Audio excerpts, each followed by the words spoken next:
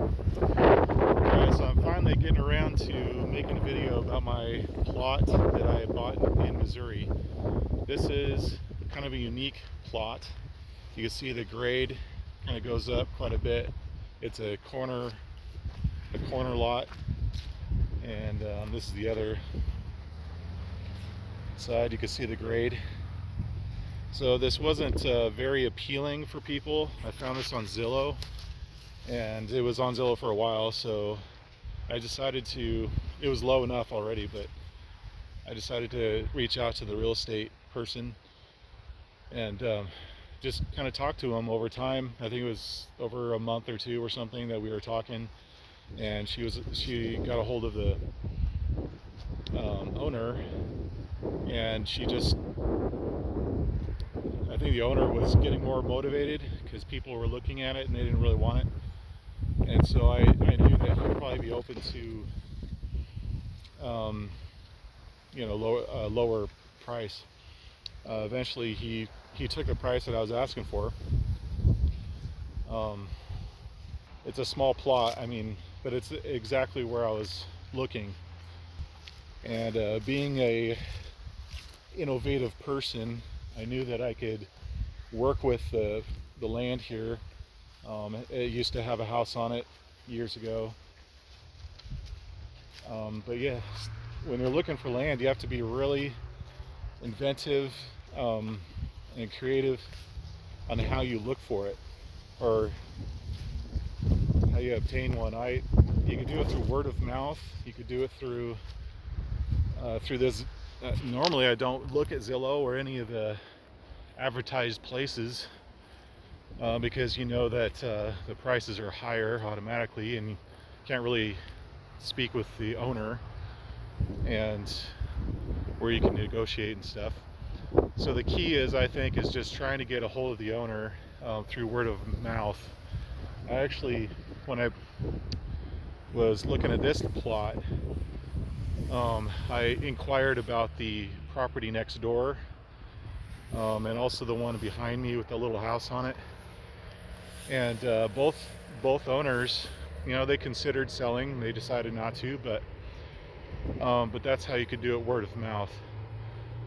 And sometimes they may be motivated later, and then they have your phone number to contact you. So it's a slow process.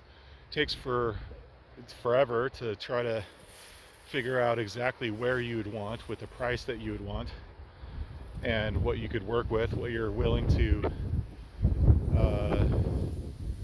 things you're willing to let go of, like the certain preferences and stuff like that. But this was in one of the 3 different towns that I was looking in, and the price is right, so I sold my other properties to just put into this one. So essentially I'm just kind of relocating and consolidating things. So this is going to be a near future development of what I'm going to do with putting a house on it. It may be maybe considered a tiny house. I don't know what I put on it.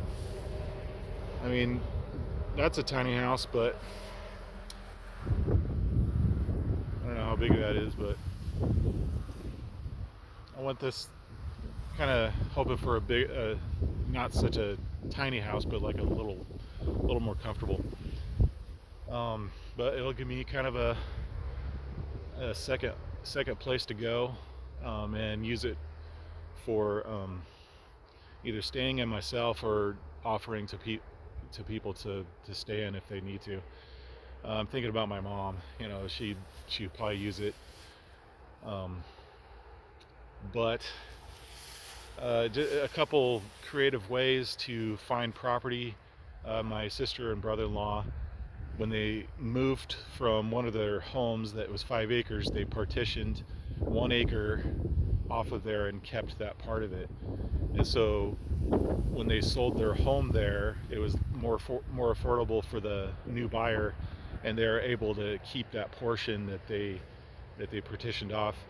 And then over time they developed that a little bit more, put a little cabin on it, and then the price, or the value, went up, and now they're able to sell that property and buy a, a manufactured home to put on their other property that doesn't have a house at all. So in that way, they were able to pay off their have a paid off home and do it that way. So that was just over time thinking about what they could do creatively. But I really think the key is once you have you own your own property and pay it outright. Um, it, I think that things just change. Even if it's a small plot like this, things can change in your life. You can either use it or just um, uh, have some kind of feeling of security, knowing that you've got a place no matter what, even if it comes down to it, and your house gets destroyed, or you have to move out of that house. You know that you have at least a plot you can go to and park a camper on it or something if times get too rough.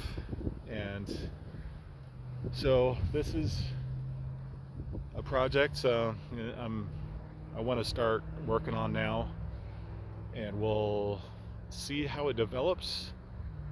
But I have some more videos that I want to share about the concept of housing, land ownership, how to get past the regulations. I mean, looking for towns that are actually motivated to reduce those regulations, such as this town. I was specifically looking for that, so that's what attracted to me here. And so it gives me a little more leeway or ideas of what I could do with this plot, instead of being highly regulated and with HOA and stuff like that. So I just want to give kind of a brief introduction to this, and we'll see more. I guess we'll see as we go. I don't know exactly how this is going to come about, but hopefully by this spring I'll be on this property doing something.